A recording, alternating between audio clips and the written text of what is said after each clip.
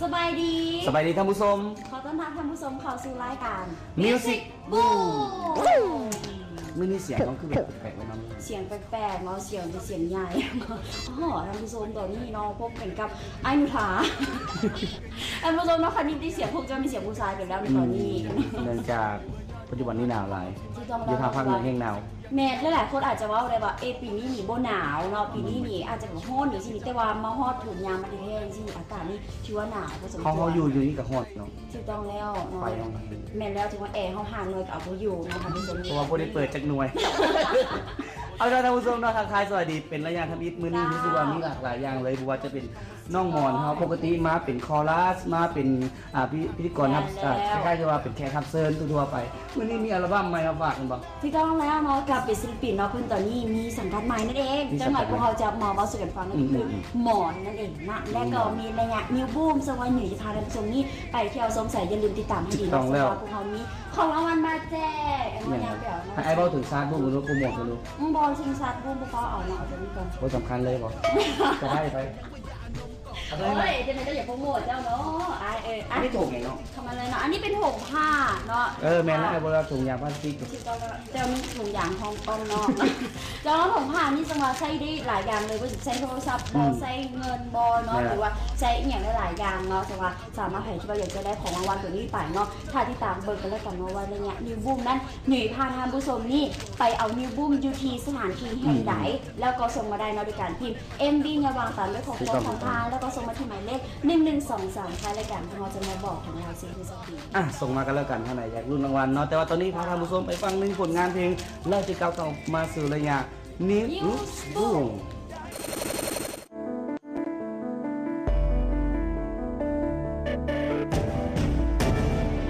We'll go forward to the dreams going forward with strength we fight with a tourist spirit fight to become a champion we might lose intellects but we don't lose friendship our world always have solidarity with affections to all activists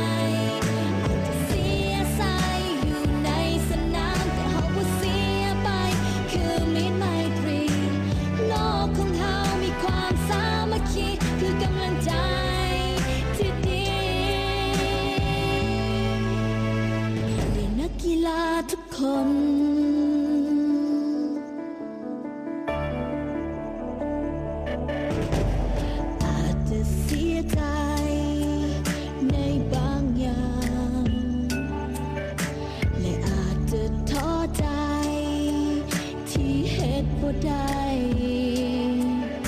ให้เฮายังมี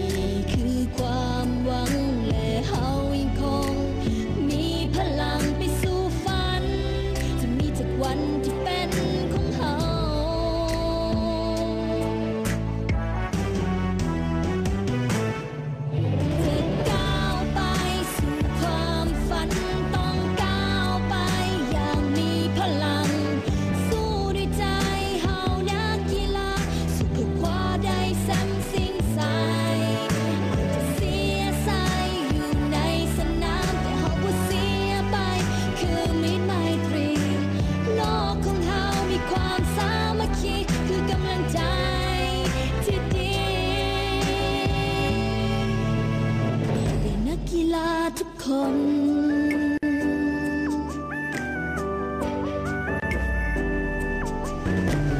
ทั้งว่าเฮาต้องเสียน้ำตาทั้งว่าเฮาจะเหนื่อยและล้าแต่ว่าเฮายังมีศรัทธาในตัวของเฮาเอง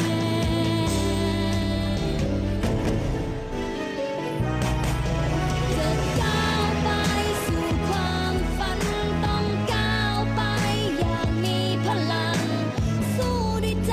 เฮานักกีฬาสู้เพื่อคว้าได้ซ้ำสิ่งใสเสียใจอยู่ในสนามแต่เฮาบ่เสียไปคือมิตรไมตรีโลกของเฮามีความสามัคคีคือกำลังใจที่ดีแก่นักกีฬาทุกคน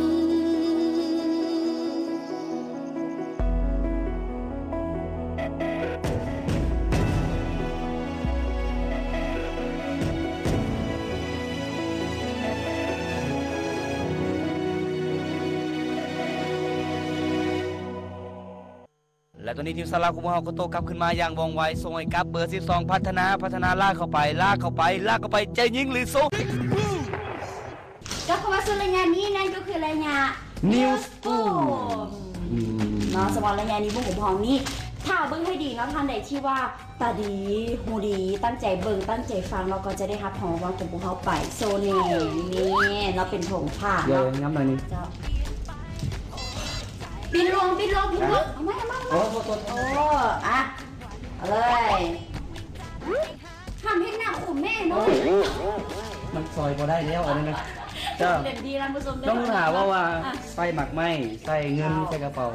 แต่มีอีกอย่างหนึ่งที่ว่าแต่มีอีกอย่างหนึ่งที่ว่าทานที่ว่าสามารถให้ได้ถ้าบ่ทานบ่อยากใส่หยังก็ได้เอาเมียนละลาก็ได้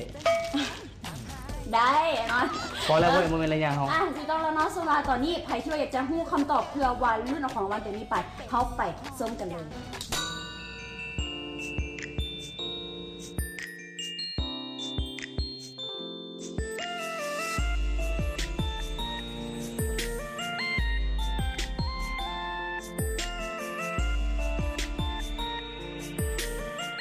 นั่นก็คือรถจักรฟรีในคันเนาะคือแรงครับมาเพื่อนราภัยจะได้เห็นเจ้าของรถจักรนอกจากนั้นยังมีรถสีเดียว30 แต่ว่าจัดขึ้นที่ร้านสำหรับเล็กๆนั่นเอง 30ก็ อ โต ยู่ในพาท่านผู้ชมไปเที่ยวงานตลาด